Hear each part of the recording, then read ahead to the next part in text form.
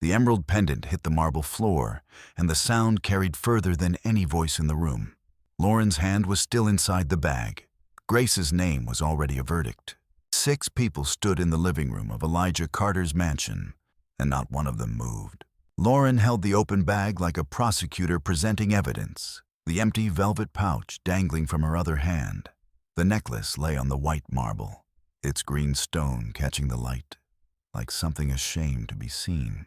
This was in her bag, Lauren said, under her uniform, folded and hidden like she planned to walk out with it tonight.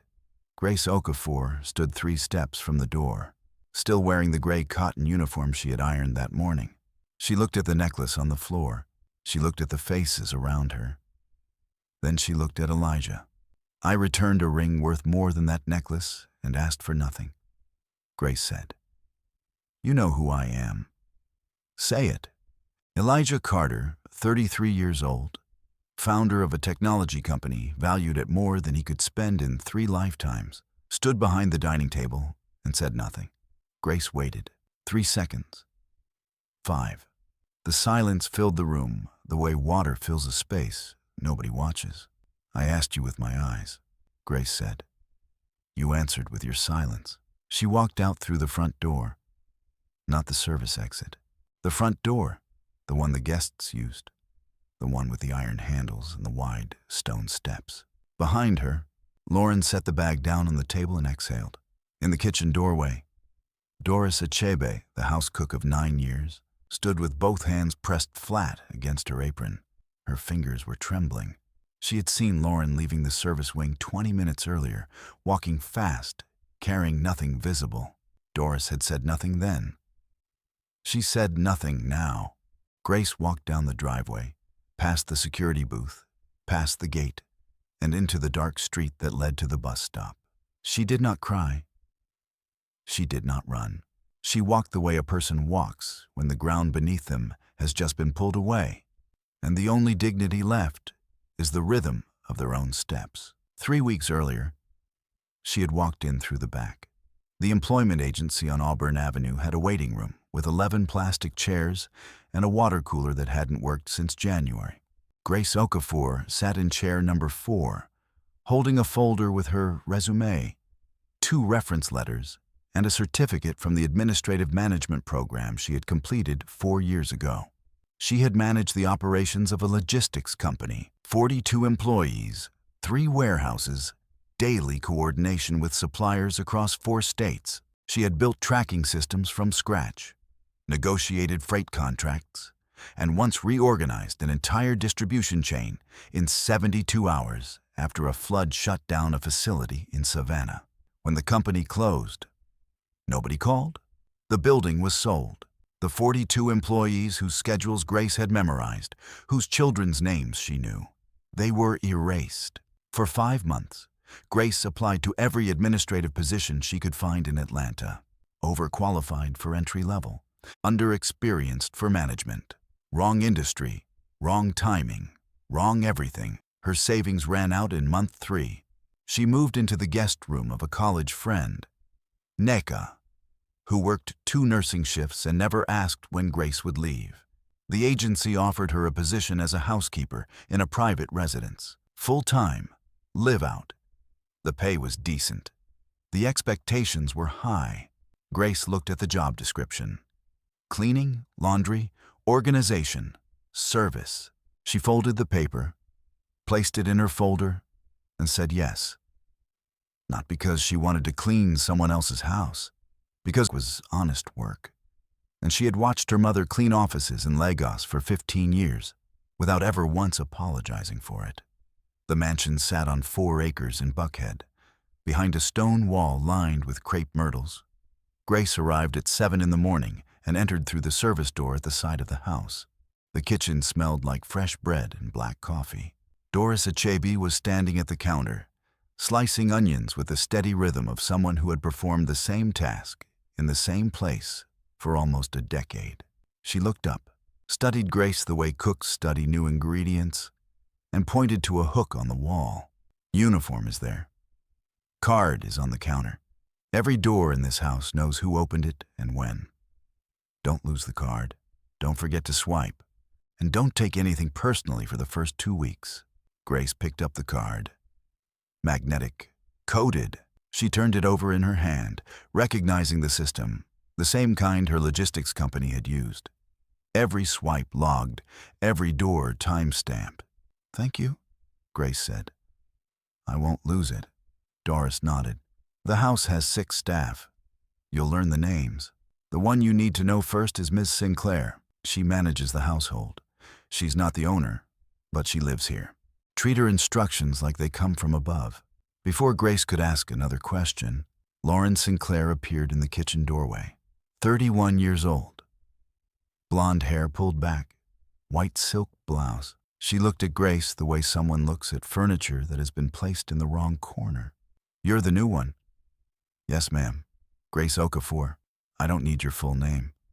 I need the 3rd floor spotless by noon. Bathrooms first, Mr. Carter has guests arriving this weekend, and I won't have dust on surfaces anyone might touch. Questions go through me, not through him. That's how this house works." Lauren left. Doris set a cup of coffee on the counter next to Grace, without saying a word. On the 4th day, Grace was assigned to clean Elijah Carter's private office on the 2nd floor. The room was large but personal. Bookshelves covering 2 walls, a glass desk with 3 monitors, a leather chair worn soft by use. Family photographs lined a shelf near the window. In every frame, the same woman appeared. Dark-skinned, proud-faced, wearing simple clothes and a warm expression.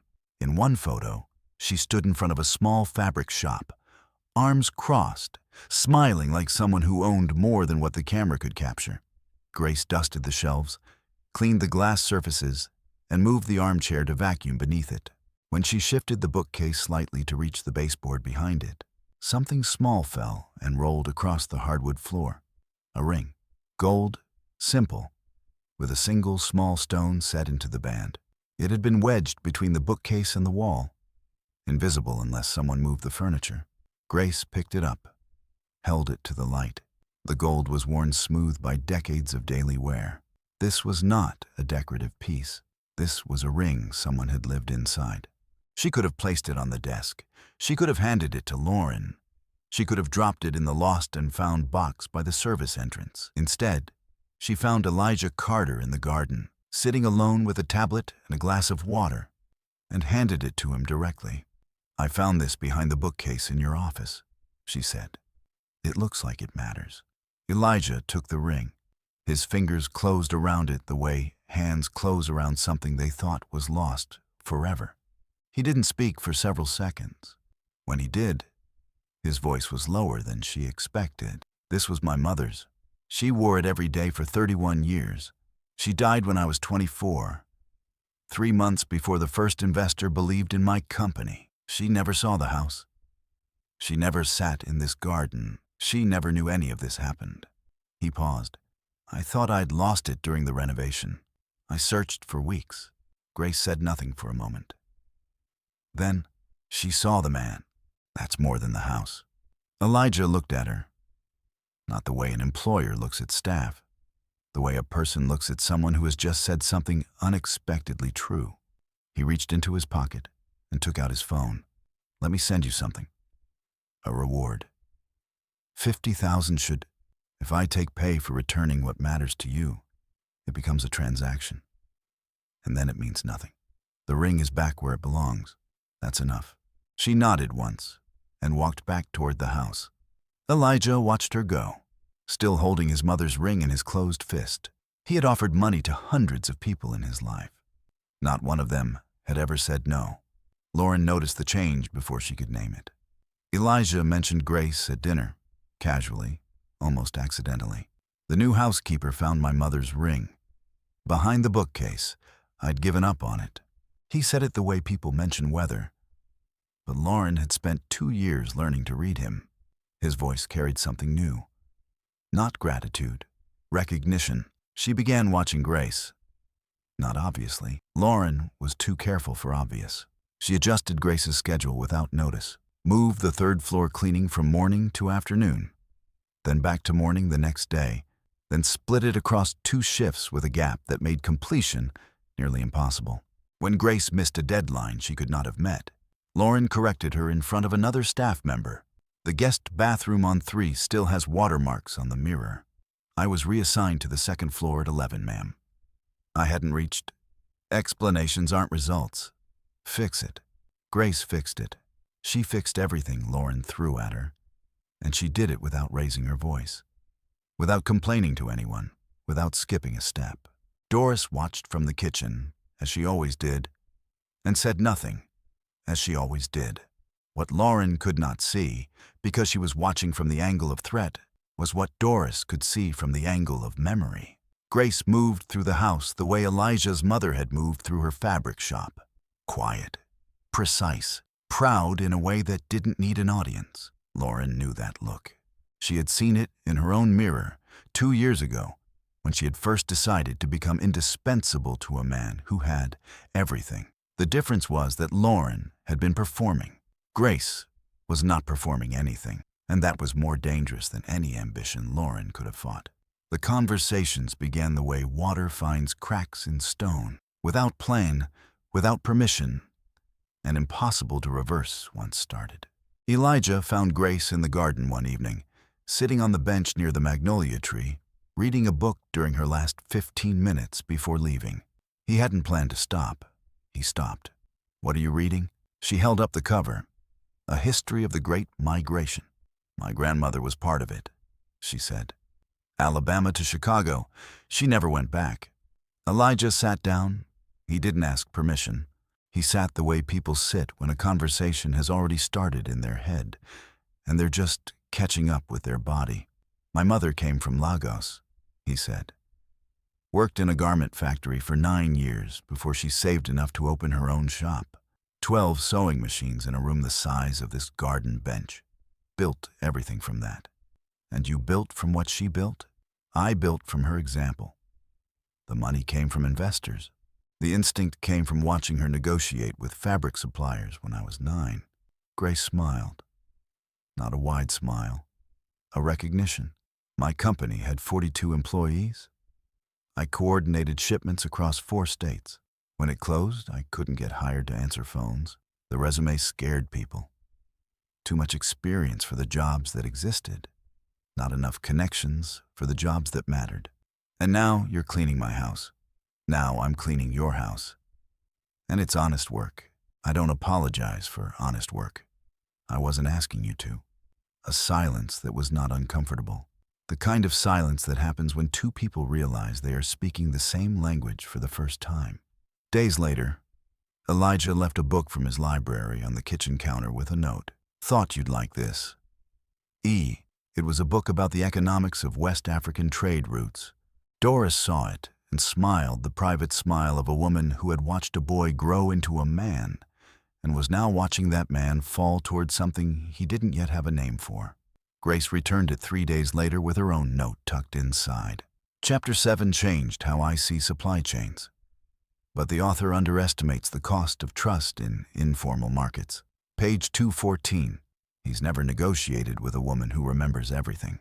Elijah found the note. He turned to page 214. He laughed.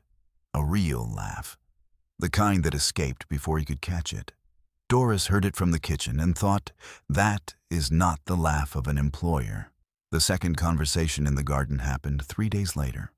Elijah sat down without asking, "Can I tell you something?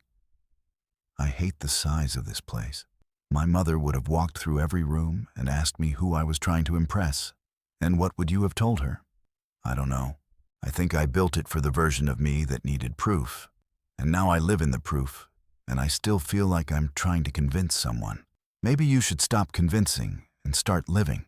Every day I put on that uniform, I'm choosing to live in what's real instead of what I used to have. That's not easy. But it's honest. The silence that followed was the kind that changes a relationship without either person noticing. Lauren, passing through the corridor that evening, saw the book in Grace's hand as she returned it to the library shelf. She recognized the cover. Elijah's personal collection.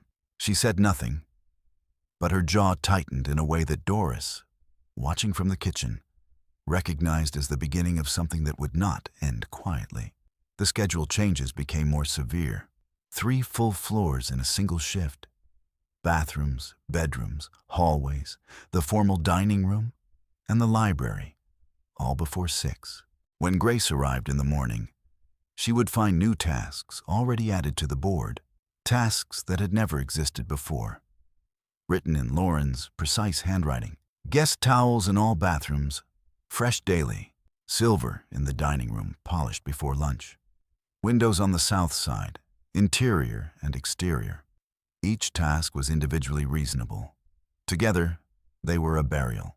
Grace worked until her hands ached and her back tightened into knots that wouldn't release until she lay flat on the floor of her friend's apartment at night. She did not complain. She did not miss a task. She understood what was happening with the clarity of someone who had managed operations for years. This was not a workload. This was a message. One afternoon, Grace finished polishing the silver in the formal dining room. 47 pieces, 3 hours of work, each fork and knife buffed until it held a reflection. She set the last piece down, stepped back, and felt the particular satisfaction of work completed properly. When she returned from the bathroom 2 minutes later, Lauren was standing at the table. Every piece had been moved. Some were on the floor. Lauren held a single fork up to the light and ran her thumb across a surface that Grace knew was spotless. Watermarks? Lauren said. All of them. Do it again. Grace looked at the scattered silver on the floor. She looked at Lauren. She felt the heat rise from her stomach to her throat. The kind of heat that, in a different woman, might have become a shout or a shove or a resignation letter dropped on the table. Instead, Grace bent down, picked up the first fork from the marble floor, and began again. Lauren watched for a moment, then walked out. She did not look back. She did not need to. The message had been delivered. I can destroy your work anytime I choose, and you will start over, and you will say nothing, because you cannot afford to say anything. Doris brought food to the service wing in the afternoon. Small plates, hidden under cloths, delivered without words. Grace ate standing up between tasks, with the efficiency of someone who had learned that breaks were a luxury she could no longer afford. One evening, Lauren found Grace in the service corridor and blocked the doorway with her body. Grace stopped. Lauren stepped closer, close enough that Grace could smell her perfume, close enough that the difference between conversation and threat disappeared. I see what you're doing, Lauren said. Her voice was quiet, controlled, and precise. She raised one finger and pointed it directly at Grace's face, close enough that Grace had to resist the instinct to step back. I've been where you are. I climbed the same way. The difference is, I won't let you take what I built. Grace did not step back. She held Lauren's gaze at a distance that would have made most people flinch. I'm not climbing anywhere. I'm cleaning your house because I need this job. What you built is your business. What I protect is mine. And what exactly are you protecting? Lauren's finger was still raised, trembling slightly now, the way a weapon trembles in the hand of someone who is not sure they are ready to use it. My name. That's all I've ever had, and it's all I need. Lauren held her gaze for a long moment, then dropped her hand and stepped aside, not out of respect, but out of the particular frustration of someone who has drawn a line and watched the other person refuse to acknowledge it exists. She was more certain now than ever. Grace was not performing humility, not calculating proximity, not positioning herself for advantage. Grace meant every word, and that terrified Lauren more than any scheme could have. Because Lauren had no weapon against sincerity. Every tool she had ever used, charm, strategy, indispensability, was built for a world where everyone wanted something. Grace wanted nothing from Elijah except to be treated like a human being. Lauren did not know how to fight that. Grace tried once to reach Elijah directly. She wrote a list, organized, factual, precise, documenting every schedule change over the past 2 weeks. Dates, times, tasks assigned versus tasks humanly possible in the hours given. No accusations, no complaints, just data. She waited for a moment when Lauren was out of the house, and approached Elijah's office. The door was open. She knocked. "Mr. Carter, I'd like to show you something about the work schedule." Before Elijah could respond, Lauren appeared at the top of the staircase. She had returned early. "Staff concerns go through me, Grace. That's how this house works. I'll make sure he sees whatever you need to share." Grace looked at Elijah. He looked back but didn't override Lauren. Didn't say, "No, let her speak." Didn't say anything. He simply waited. And his waiting was a choice to avoid the confrontation he could already feel forming in the air between the two women in his house. Grace handed the list to Lauren. "Of course, ma'am." The list never reached Elijah.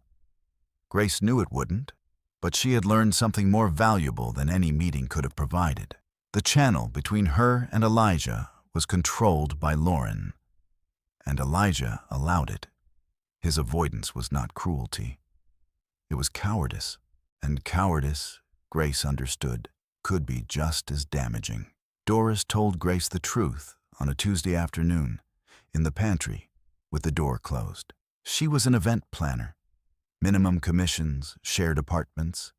She met him at a charity gala she organized. 3 months later, she moved in. She has no job now, no savings, nothing that exists outside his name. Grace was quiet for a long time. "So she's not fighting me. She's fighting what she thinks I am, because she knows what she was." "Be careful with that understanding," Doris said. "It makes you slower to protect yourself." Grace nodded. She changed nothing about how she worked, but something shifted behind her eyes, a recognition that Lauren was a woman standing on ground that belonged to someone else, feeling it tremble beneath her feet. The dinner was Lauren's idea. 4 business associates of Elijah's, a formal table, wine selected by Lauren, place settings she had arranged herself. She wore the emerald necklace, Elijah's gift from their first anniversary. The pendant sat against her collarbone, green fire on pale skin, and when a guest complimented it, Lauren touched it with her fingertips and smiled the smile of someone who believes a jewel can prove a position. Grace served. Water glasses, wine, bread, each course carried from the kitchen with the invisible precision that service demands. She was not supposed to be seen. She was supposed to be a pair of hands delivering plates and removing them. A man named Tunde, sitting at the far end of the table, heavy with wine and the particular arrogance that comes from inherited wealth, lifted his empty glass and snapped his fingers without looking up. "Girl, more wine. And try not to spill it this time." Grace had not spilled anything. She stepped forward with the bottle and began to pour. Tunde shifted his elbow. Whether by accident or design, no one in the room could say with certainty, and knocked the glass sideways. Red wine splashed across the white tablecloth and onto Grace's uniform, spreading across her stomach like a wound. The glass rolled off the table and shattered on the floor. Grace stood still, wine dripping from her uniform to the marble, broken glass at her feet, every eye in the room on her. Tunde leaned back and waved his hand as if swatting a fly. "Clumsy. Service staff should learn to be invisible. That's the whole point. You people carry things. You don't linger. And you certainly don't ruin a $400 tablecloth." The table went quiet. Not the quiet of agreement. The quiet of people waiting to see which direction the wind would blow. Elijah set down his fork. The sound of metal on porcelain cut through the silence. "She's holding your glass because you can't hold your wine," Elijah said. His voice was low, but every person in the room heard it the way people hear thunder, not because it's loud, but because it carries weight. "You knocked that glass. I watched you. Now apologize." Tunde laughed. "Come on, Nikachi. It's just, I said apologize, to her face, or finish your evening somewhere else." The laughter died. Tunde looked around the table for support and found none. He straightened in his chair, looked at Grace, really looked at her, at the wine stains spreading across her uniform, at her hands steady at her sides, at the expression on her face that was not shame, but the quiet, burning patience of a woman who has been in this position before, and knows that the only power she has is the power to remain standing," and muttered his apology. "I apologize." Grace nodded once. She did not thank him. She did not smile. She turned and walked toward the kitchen, her shoes crunching on the broken glass. And as she passed through the doorway, she allowed herself one glance back at Elijah. Not gratitude. Something closer to the feeling of being seen, truly seen, by someone with the power to look away, who chose not to. Lauren watched. Her hand was still on the emerald pendant. She had been at Elijah's side for 2 years. He had never raised his voice for her in public, not once. Not at a dinner, not at a gala, not in front of anyone who mattered. But he had just silenced a business partner, a man whose investment firm held equity in 2 of his ventures. For a housekeeper, Lauren's fingers tightened around the emerald. The stone felt different now, colder, like something that had already stopped belonging to her. That night, after the guests left, Lauren followed Elijah into their bedroom and closed the door. "You embarrassed a business partner over a maid. Are you sleeping with her?" Elijah turned. "No. But you want to?" Nothing has happened, but Lauren heard the word he hadn't said. The word that sat in the silence after "nothing has happened." The word was "yet." Elijah didn't say it. Lauren heard it anyway, because she had spent 2 years listening for exactly this frequency, the sound of a man beginning to leave before he knows he's leaving. She left the bedroom and went downstairs. The house was quiet. Lauren stood alone in the hallway, and she made a decision that she would later understand was the moment she lost everything. Not when she executed the plan. The moment she decided that destroying Grace was easier than becoming someone Elijah would choose to stay with. 2 days passed in silence. No schedule changes, no corrections, no comments. Grace almost breathed. Doris did not breathe. When she's quiet, she's planning, Doris told Grace in the kitchen. 22 years in houses like this taught me that. Elijah and Grace found each other in the garden again. The evening was warm. The magnolia tree was in bloom, and the scent hung in the air like something the house itself was trying to say. "I owe you an apology," Elijah said. "For what?" "For letting the schedule happen. For not asking why your workload doubled in 2 weeks. For standing in my office and watching you hand that list to Lauren when I should have taken it myself." Grace was quiet. Then, "You don't owe me an apology for things you didn't do. You owe me a decision about what you'll do next. That's harder. Most honest things are." He looked at her. The light was going, and the garden was sliding into that blue hour when everything softens and the distance between people feels like something that could be crossed with a single step. "You don't owe me any explanation about your life," Grace said. "But if you ever lie to me about mine, we're done." "I understand." "Good. Then we understand each other." She stood, picked up her book, and walked toward the service door. Elijah stayed on the bench. He understood something now that he had not understood before. Every relationship in his life had been built on what he could provide: money, access, opportunity, security. Grace wanted none of it. She wanted to be spoken to honestly. She wanted her work respected. She wanted her name to mean what it meant. And he realized, sitting alone in the garden with the magnolia scent fading into darkness, that he was falling in love with a woman who would never let him buy her affection, and that this was the most terrifying and beautiful thing that had ever happened to him. Lauren moved on a Thursday evening. At 7:08, Grace swiped her card at the laundry room. The system logged it. At 7:12, Lauren used Elijah's office code, she had known it for 2 years, and opened the safe.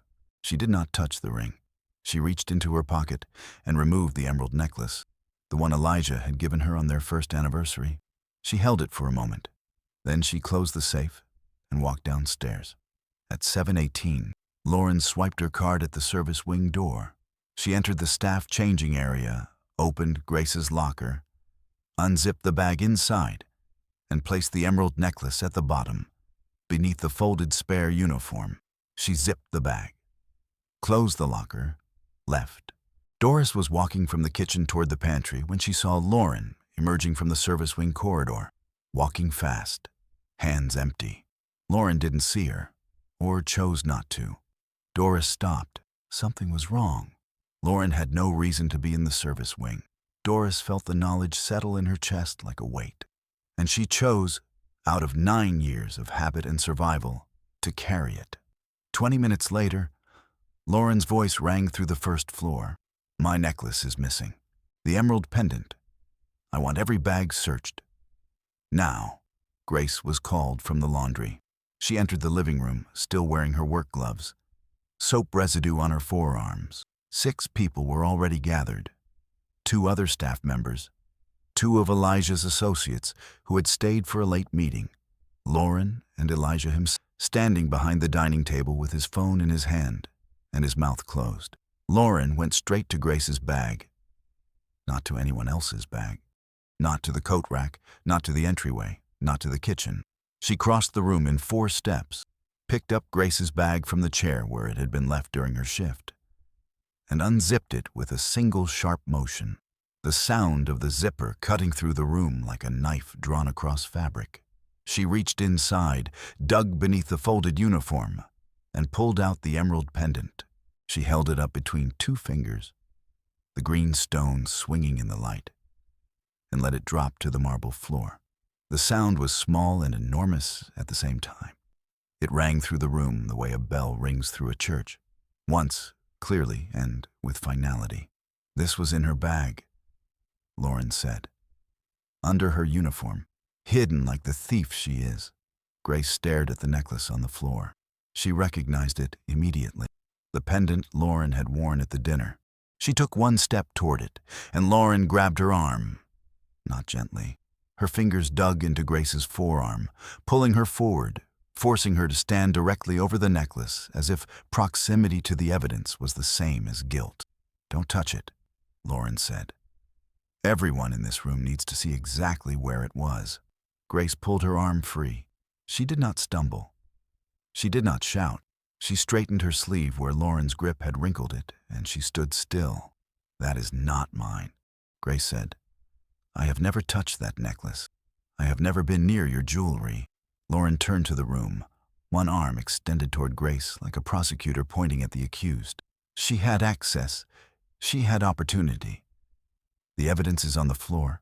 Grace looked at Elijah, not with pleading, not with desperation, with the quiet, unblinking clarity of someone who has been here before, not in this house, not in this room, but in this exact position, where a person without power is asked to prove innocence to people who have already decided. I returned a ring worth more than that necklace and asked for nothing, Grace said. You know who I am. Say it. Elijah opened his mouth. Nothing came out. His mind was working. She could see the calculations, the cost-benefit analysis, the business mind trying to solve an emotional equation it was never built for. But his voice did not come. His courage did not come. And in that silence, Grace heard everything she needed to hear. I asked you with my eyes. You answered with your silence. She pulled off her work gloves, set them on the table, walked to the front door, not the service exit, and opened it. Grace, wait. Elijah started. She didn't wait. The door closed behind her with a sound that was quieter than the necklace hitting the floor, and somehow louder. In the kitchen doorway, Doris pressed her hands against her apron and felt the weight in her chest double. She had seen Lauren in the corridor. She knew. And she had said nothing. Her silence was louder than Lauren's lie and quieter than Grace's departure, and it would cost her sleep for every night until she found the courage to spend it. Grace walked 9 blocks to the bus stop. She sat on the bench, took out her phone, and called Elijah. He answered on the first ring. Grace, please, I'm not calling to ask you for anything. I'm calling to tell you one thing. Check one thing. Ask yourself when I was last in your office. My card will tell you. Then ask whose card opened the service wing tonight. At the same time, I was logged in the laundry. Every door in your house knows who opened it and when. Your cook told me that on my first day. She hung up, She had spent 4 years managing logistics, tracking shipments, verifying access logs, auditing entry records. She knew how systems worked. She knew that the truth lives in timestamps, not in testimony. And she knew that the house she had just been expelled from kept a record of every door, every swipe, every second. Grace didn't need Elijah to believe her. She needed him to look. Elijah sat in his office at 11 that night, with the security system open on his screen. The logs were organized by card, by door, by time. Every entry time-stamped to the second. The house kept its own records with the indifference of a machine that does not care about loyalty, fear, or love. It only cares about who opened what and when. He typed Grace's card number first. Grace Okafor. Last office access. 4 days ago. Scheduled cleaning shift. No access on the day of the incident. None. Her card had not opened any door on the second floor in 96 hours. He typed Lauren's card number. His hand paused over the keyboard for a moment. He was about to look at evidence that could not be unfound. Lauren Sinclair. Office access. 7:12 p.m. Service wing access. 7:18 p.m. 6 minutes apart. A straight line through the house, from the place where the necklace was kept to the place where Grace's bag was stored. Grace's card, laundry room access, 7:08 p.m., still logged at 7:34 p.m. She was in the laundry the entire time Lauren was moving through the house. He switched to the corridor cameras. Service wing hallway, 7:17 p.m. Lauren, walking fast, entering the service wing. 7:19 p.m. Lauren, leaving, hands empty. The blonde hair, the white blouse, the particular way Lauren held her shoulders when she was doing something she knew was wrong. He watched the footage 3 times. Each time, the same woman. Each time, the same lie becoming more visible. He picked up his phone and called Doris. Doris, you were in the kitchen corridor tonight, near the service wing. Tell me what you saw. A long silence. Breathing. Then Doris's voice, thick with 9 years of silence, finally cracking. I saw Ms. Sinclair leaving the service wing. She had no reason to be there. I should have said it when it happened. I didn't. That is on me. Elijah closed his eyes. The woman he shared a bed with had taken the necklace he gave her, a gift meant to symbolize their relationship, and planted it in the bag of the woman who had returned his mother's ring. She had used his love as a weapon against someone who had shown him what love without conditions looked like. He sat in the dark for a long time. Then he went to the bedroom. Lauren was sitting up reading, as if nothing had changed. He stood in the doorway.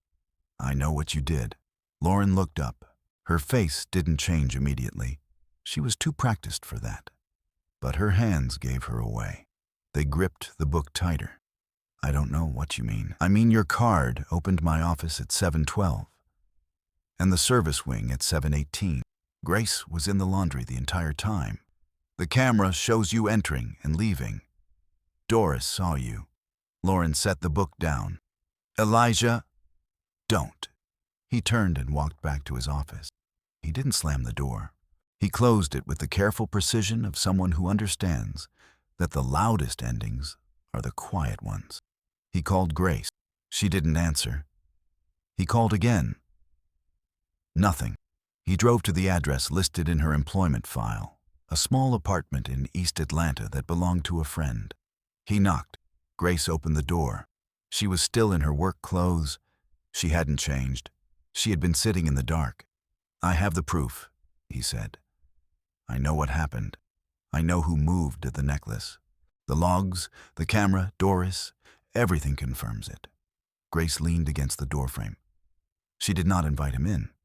You had my word 3 hours ago, she said. You didn't need proof to believe me. You needed proof to act. There's a difference, and I need you to understand it. Elijah absorbed the blow. He didn't deflect it. He didn't offer money. He didn't offer a promotion. He stood on the doorstep and accepted the weight of what she had just said. You're right. My silence was its own accusation. I can't undo it. But I'm asking you to come back tomorrow morning. Not for me. So that every person who watched you walk out watches you walk in. Grace studied him. Not his words, his face. The thing she was looking for was not remorse. Remorse was easy. She was looking for change. She wasn't sure she found it, but she found the beginning of it. A crack in the polished surface where something real might eventually grow. I'll think about it. She closed the door. Grace sat alone for an hour. Then her phone rang. Doris. Grace, I have to tell you something, and I am ashamed to say it. Then say it. I saw her. Tonight, leaving the service wing, before the search. I saw her and I said nothing. 9 years in that house, and I chose my job over your name. I am sorry. The word is not enough, but it is what I have tonight. Grace was silent for a long time. Not punishing silent, processing silent. Come tomorrow. Grace said, say it when it costs you something in front of everyone. That's when it counts. I'll be there. Doris. Yes. Thank you for calling. Even late, it still matters. Grace hung up. She decided she would go back. Not for Elijah, not for the job. For her name. 6 people had watched her walk out as a thief. Those same 6 people would watch her walk back in as who she actually was. The morning light came through the tall windows of the living room and landed on the same marble floor where the necklace had fallen 12 hours earlier. Elijah had called every staff member. They stood in the same positions, almost exactly. The 2 associates were there.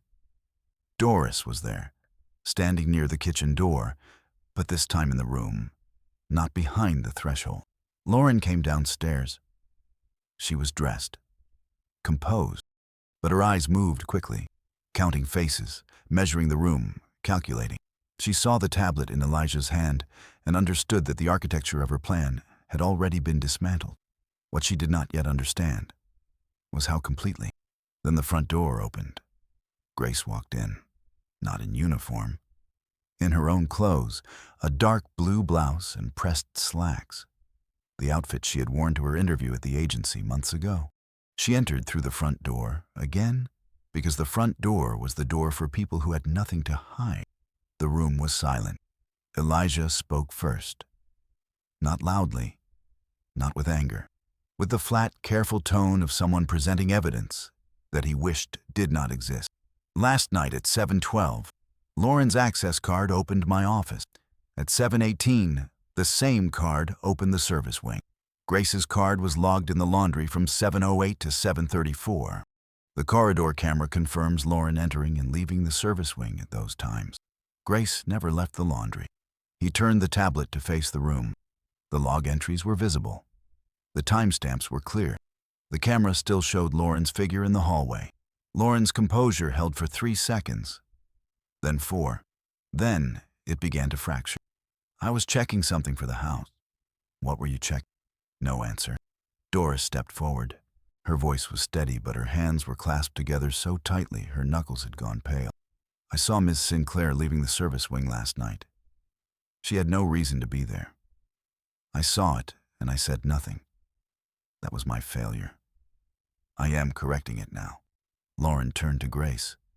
Her composure cracked open like a mask dropped on stone. You planned this? She hissed, stepping toward Grace. You turned all of them against me. From the moment you walked into this house, She lunged forward and grabbed Grace's collar, pulling her close, faces inches apart. The desperation in her eyes visible to everyone in the room.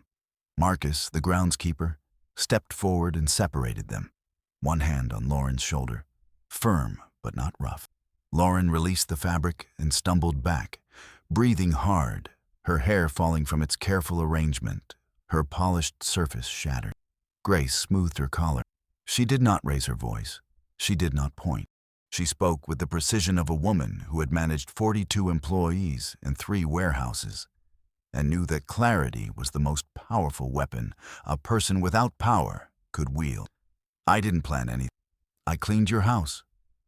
I returned a ring worth more than anything in your jewelry box.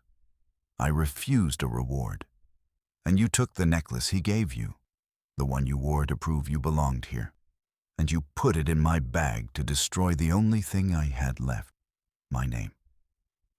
The room was still. The kind of still that happens when everyone present understands they are witnessing something that cannot be taken back. Lauren's shoulders dropped. Her hands hung at her sides, open and empty, the fight draining out of her body like water from a broken vessel. She looked around the room one more time, looking for an exit, an ally, a version of events that still held. She found none. I was afraid. Her voice was smaller now, stripped of performance, stripped of control, stripped of everything she had constructed over 2 years.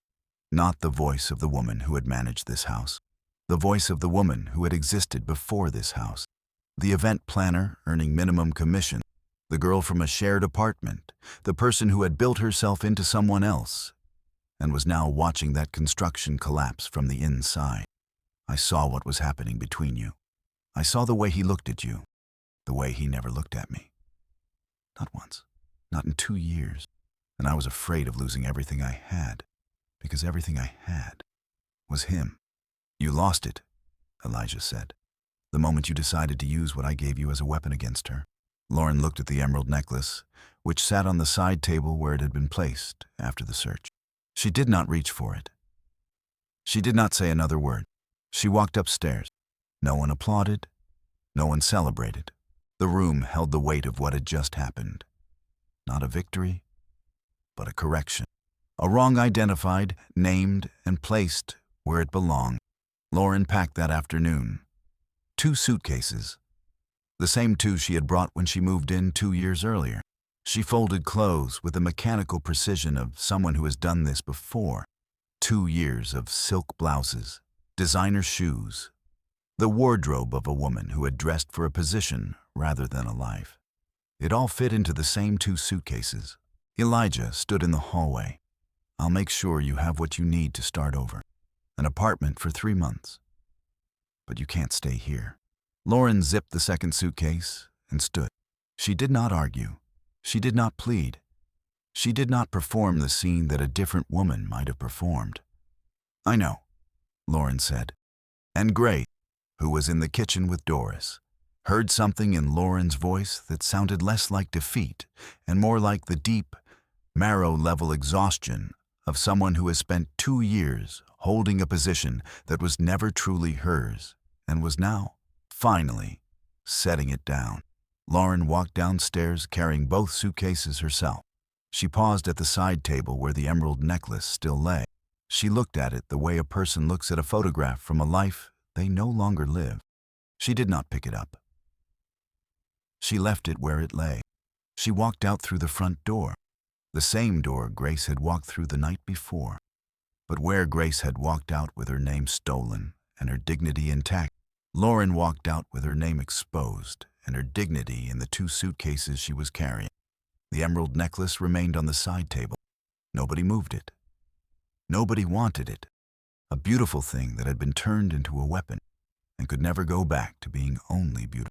The staff dispersed slowly. Marcus, the groundskeeper, stopped near Grace on his way out. I'm sorry I didn't speak up last night. I watched it happen and I just stood there. Grace looked at him. You're speaking now. That's what we do with second chances. Doris found Grace in the kitchen. 9 years in this house, Doris said. 9 years of watching things I should have named. The schedule changes, the false complaints, the way she spoke to you. I saw all of it. And I told myself it wasn't my place. But keeping quiet is choosing a side. And I chose the wrong one until it was almost too late. Grace put her hand on Doris's arm. You came today. You stood in that room and said what you saw. That's what I'll remember. Elijah found Grace alone in the garden that afternoon. The magnolia tree was still blooming. Everything looked the same as it had 3 weeks ago. But nothing was the same. I want to offer you your position back, he said. Same terms, same pay, nothing extra, nothing hidden. I'll come back. But not as the woman you rescued. I come back because my name was cleared and my work is good. I didn't rescue you, Grace. You rescued your... You told me where to look. Without that phone call, I'd still be in my office trying to decide whether to believe me or believe the necklace on the floor. Maybe, but eventually wasn't fast enough. The people in that room made up their minds in 3 seconds. I needed you to be faster than 3 seconds. You weren't. I know. I don't say that to punish you. I say this, whatever this is going to become anything real. It has to start from the truth. And the truth is that you failed me in the moment it mattered most. You can investigate. You can fire the person who lied. But you cannot undo the fact that when my name was on the floor next to that necklace, you chose silence. Elijah looked at his hands, the hands that had built a company, signed million-dollar contract, hands that had not moved when a woman who deserved his voice was standing 3 feet away asking for it. You're right. About all of it. I have no defense. I have only what I do next. Earn it, she said. Day by day. No shortcuts. No gifts. No grand gestures. You don't buy this. You don't rush this. You show up with honesty every single day until I believe it's who you are and not just who you're trying to be because you feel guilty. And if I fail, then you fail honestly. And that's still worth more than everything in this house. She turned and walked toward the service door. Elijah stayed on the bench. He watched her go and said nothing. But something in his chest had shifted. Not resolved, not settled, but shifted. The way a door shifts when someone has unlocked it, but not yet pushed it open. 2 weeks passed. 14 days in which Elijah Carter did exactly what Grace Okafor had told him to do. He earned it. Not with gifts, not with promotions, not with speech. He earned it the way trust is earned, silently, consistently, and without asking for credit. He stopped giving instructions through intermediaries. When he needed something from the staff, he spoke to them directly, by name, in the same tone he used with his business partner. He ate breakfast in the kitchen twice, sitting at the small table by the window, the same table where Doris had set 2 plates, and drank his coffee while Doris cooked and Grace organized the morning supply list. He did not perform casual. He learned casual, awkwardly, the way a man who has lived behind walls learns to leave the door open. Grace noticed. She did not say she noticed, but she noticed. On the 15th day, a Saturday, warm and bright, the kind of Atlanta afternoon that makes the whole city feel like it's leaning toward the sun, Elijah found Grace in the garden. She was sitting on the bench, reading, her shoes off, her feet on the warm stone. She looked up when she heard him and did not put her shoes back on. That was new. That was a door opening. I have a question, Elijah said, and you are completely free to say no. I usually am. I have a boat, down at the marina on Lake Lanier. I haven't used it in months. I was thinking about taking it out tomorrow. And I was thinking about asking if you'd like to come, not as anything, not as a date, not as a statement, not as a gesture, just water, sun, quiet. 2 people who could use a day that doesn't involve this house. Grace studied him. The same direct gaze, the same refusal to pretend. But something behind her eyes was different now, softer, warmer, the way a wall looks when the light has been hitting it long enough to change its color. A boat. A yacht, technically, I know. I know how that sounds. It sounds like a man who owns a yacht trying to sound casual about owning a yacht. Is it working? Not even a little. But she was smiling. A real smile. The first one he had seen that wasn't measured, wasn't careful, wasn't calculated against the cost of letting someone in. I don't have anything to wear on a yacht. There's a closet on board. Swimsuits, towels, everything. You can pick whatever fits. Or wear what you're wearing now. Or wear the uniform. I don't care. I just want to see what your face looks like when you're not working. Grace looked at him for a long moment. The garden was quiet. The magnolia tree was still. Somewhere in the kitchen, Doris was humming a song that neither of them could name, but both of them could feel. Tomorrow, Grace said. 10 o'clock, and I'm driving myself to the marina. I don't arrive on your schedule. I wouldn't expect anything else. The yacht was called Steady, a name Elijah's mother had suggested years ago. The water was flat and silver under the midday sun. Grace stood at the bow in a white swimsuit she'd found in the closet. Simple, elegant, nothing like the life she'd been living and everything like the life she was beginning to believe she might deserve. Elijah was at the helm, trying to look like a man who drove boats regularly, succeeding only partially. He glanced at her standing at the bow, the wind pulling at her hair, and felt something crack open inside his chest, not painfully, but irreversibly. They anchored in a cove where the trees leaned over the water. They ate sandwiches Doris had packed, without being asked, because Doris understood things before they were spoken. And they talked about their mother, about Lagos and Chicago, about the feeling of building something and the feeling of losing it. "You asked me once what my mother would have said about the house," Elijah said. "I think she would have said the house is fine, Elijah. But who sits at your table? And what would you tell her now?" "I'd tell her I'm working on it. Slowly. Honestly." The boat rocked gently. A wave, barely a ripple from a passing speedboat, tilted the deck. Grace reached for the railing. Elijah reached for her arm. Their hands met in the middle, fingers overlapping, and neither of them let go. "Steady," Grace said. And the word carried more than balance. "Steady," Elijah repeated. She looked up at him. He looked down at her. The distance between their faces was the width of a breath. Neither of them planned what happened next. It arrived the way the wave had arrived, from somewhere outside, uninvited and undeniable.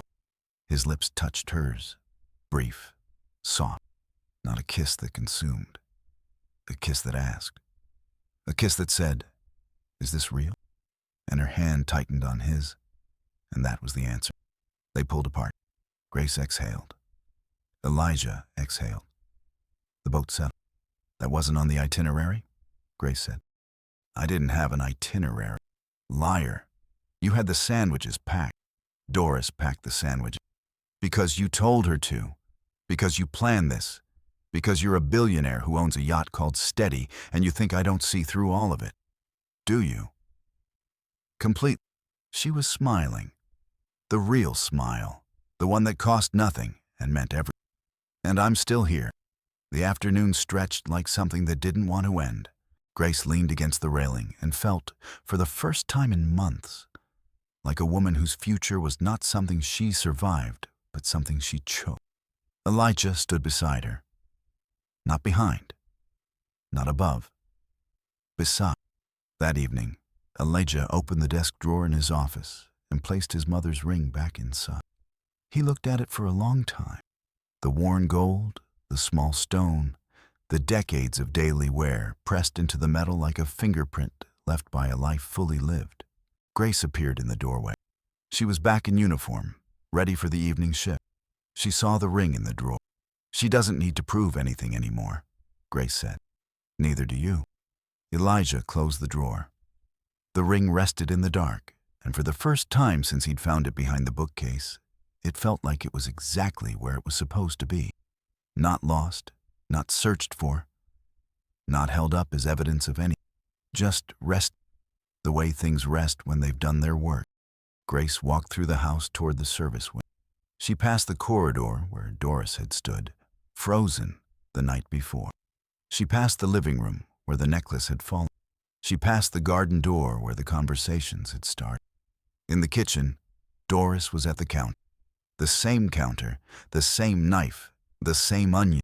9 years of the same movements in the same space. And yet tonight, the kitchen felt different, lighter, as if the walls themselves had exhaled.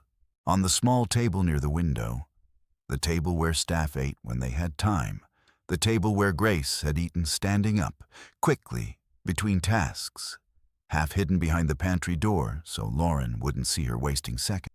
Doris had set 2 plates, not hidden under a cloth, not tucked into a corner, not pushed to the side where they could be denied as afterthought. 2 plates, 2 glasses of water, 2 forks, 2 cloth napkins folded the way Doris folded napkins for the formal dining room, placed openly in the center of the table, where anyone walking past could see them and understand what they meant. Grace stopped in the doorway. She looked at the plates. She looked at Doris. She felt something move in her chest. Not the sharp pain of the last 24 hours, but the slow, warm pressure of something being given freely by someone who expected nothing in return. Sit, Doris said. She did not look up from the onion. Eat. You earned a place at this table a long time ago. I'm just slow to set it. Grace sat. She picked up her fork. She had eaten in this kitchen dozens of times before, standing quickly between tasks, with one eye on the door in case Lauren appeared. Hidden meal, functional calories consumed with the efficiency of someone who understood that her presence in this room was tolerated, not welcome. Now she sat. The food was the same. The kitchen was the same. But the act of sitting openly, of eating without hiding, of occupying a chair at a table set with intention and care, that was new. That was the thing that no investigation could have produced and no log could have recorded. That was the thing that had been earned. Doris sat across from her. They ate in silence, not the silence of fear or avoidance or survival, not the silence that had defined this kitchen for 9 years, the silence of a woman who saw everything and said nothing. This was a different silence. The silence of two women sharing a meal at the end of a day that had cost them both something and given them both something back. The silence of people who are exactly where they are supposed to be, doing exactly what matters, with no audience and no applause and no need for either. Outside, the last light was leaving the garden. The magnolia tree stood in the blue hour, its blossoms pale against the darkening sky. The house was quiet. The doors were closed. The logs would show nothing remarkable. 2 staff cards, kitchen access, evening hours. A record of presence. A record of people who were exactly where they were supposed to be. Worth is not what you carry in your bag. It is what remains when everything has been taken out.